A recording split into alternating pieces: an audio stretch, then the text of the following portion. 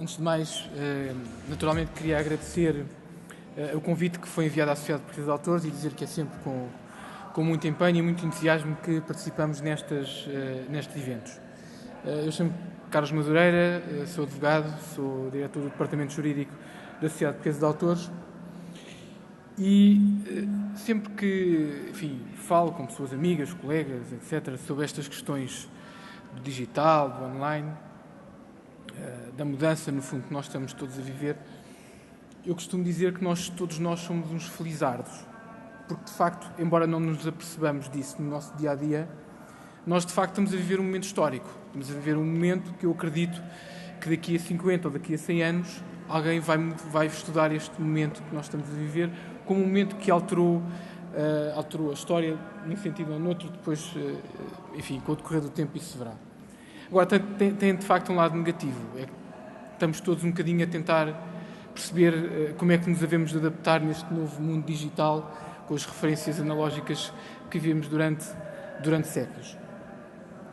E, portanto, quando comecei a preparar esta minha apresentação, achei interessante pegar em 3 exemplos de áreas da criação intelectual tradicionais, vamos dizer assim, e perceber de que forma é que o digital originou novas estruturas de negócio e de que forma é que algumas empresas perceberam que havia, empresas ainda que também com objetos muito tradicionais, perceberam que podia haver novas oportunidades de negócio. Enfim, e peguei no caso da música, da literatura e do audiovisual. Na música, a primeira, parece-me pacífica, a primeira coisa que nos lembramos todos de inovador que aconteceu na música foram plataformas, como aqui já foi dito, como o iTunes e o Spotify. Ou seja, são plataformas que mudaram radicalmente a nossa relação de consumidores com a música. Enfim, deixámos de ter a necessidade de ir às lojas comprar um CD para ouvir, muitas vezes só uma música que nós gostávamos, e passámos a poder adquiri-la tranquilamente através da internet. E o Spotify também, como foi aqui já referido há pouco, passámos a poder ouvir a música que gostamos no local onde estamos e, portanto, sem grande preocupação, nem termos que nos deslocar de um local para o outro. Depois pus ali 2 exemplos, que são a questão das telecomunicações e mesmo dos bancos, para transmitir o seguinte. Empresas como as telecomunicações, que têm no seu objeto principal, principalmente os telemóveis, as comunicações móveis, hoje em dia, entre os vários serviços que prestam aos seus clientes, um desses serviços é também a disponibilização, o fornecimento de música. E os próprios bancos, cujo seu objeto principal, como sabemos, é, entre aspas, vender dinheiro, investimentos, etc., neste momento, bancos começam a tentar fidelizar e tentar atrair clientes com disponibilização também de música e, portanto, o digital permitiu que o surgimento de estruturas de negócio novas na música e que empresas tradicionais existentes no mercado percebessem que podia haver aqui uma nova abordagem ao mercado. Depois a literatura, é evidente, os e-books, e muito rapidamente só para dizer, os e-books neste momento são importantes não só para o consumidor, que através do seu tablet, por exemplo, consegue ler um livro digital, mas também para quem cria, para um autor, aparece uma nova oportunidade de dar a conhecer a sua obra. Porquê? Porque muitos autores estavam impossibilitados de dar a conhecer a sua obra, porque obviamente não tinham acesso a editoras, e não tendo acesso a editoras, o custo que tinham para efetuar uma reprodução era excessivo e não conseguiam efetuar isso. Atualmente, com custos muito mais reduzidos, qualquer pessoa pode escrever um livro e colocá-lo na internet. E depois a questão do audiovisual, dos filmes. Os operadores de cabo são um exemplo paradigmático, cuja sua principal função seria, distribuir canais de televisão, e neste momento todos nós temos as boxes que possibilitam o aluguer de filmes. Portanto, aqui a palavra que já foi dita anteriormente, a palavra-chave que me parece hoje em dia é a adaptação. As empresas deverão perceber quais são as oportunidades de negócio que estão a aparecer e deverão adaptar-se à realidade. A questão que se coloca é, do ponto de vista dos direitos, da gestão dos direitos de autor, o que é que mudou? Do meu ponto de vista, enfim, o que mudou, o que é novo, é a velocidade e a facilidade de disponibilização das obras, é a velocidade e a facilidade de acesso às obras e, portanto, nós, por via destas duas realidades, o que nós observamos são alterações de modelos de negócios ou de estruturas de negócio existentes.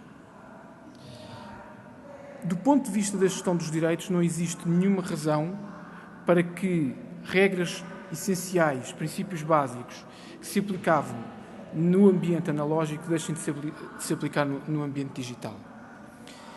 E isto por uma razão muito simples. Se pensarmos qual é a entidade, digamos assim, subjacente, sempre presente na disponibilização de obras, no acesso às obras, quer no ambiente analógico, quer no ambiente digital, nós vamos sempre dar a essa mesma entidade, que é o autor. Ou seja, independentemente de nós termos que nos deslocar à loja para ir comprar o CD, ou de podermos adquirir, enfim, descarregar para o nosso computador, fazer um download de uma obra musical. Independentemente de termos que comprar um livro ou o lemos digitalmente, a verdade é que teve que haver alguém que o escreveu, ou que fez uma música, teve que haver uma criação intelectual, e com essa criação intelectual, naturalmente, existirão direitos de autor. A questão que se coloca também, que se poderá colocar e que é muito, enfim, discutida hoje, é se esses direitos devem ser protegidos. Na nossa, obviamente que nós entendemos que deverão ser protegidos. Nós, quando ouvimos uma música, quando lemos um livro, fazemos-lo porque temos gosto, temos prazer nisso. E esses sentimentos são possíveis ter porque alguém criou. Eu queria só deixar aqui, clarificar aqui duas situações, porque se ouve muito hoje, eu vou acelerar, ouve-se muito hoje a questão da partilha da informação e da cultura. Enfim, há quem diga, enfim, ouve-se muitas vezes dizer que todos nós temos direito a partilhar informação e cultura na internet. E eu costumo dizer que esta é uma meia-verdade. Ou seja, é verdade que todos nós temos direito a partilhar informação e cultura na internet. A outra questão é que nós, para o fazermos, convém que sejamos nós os autores ou os titulares dos direitos autorais.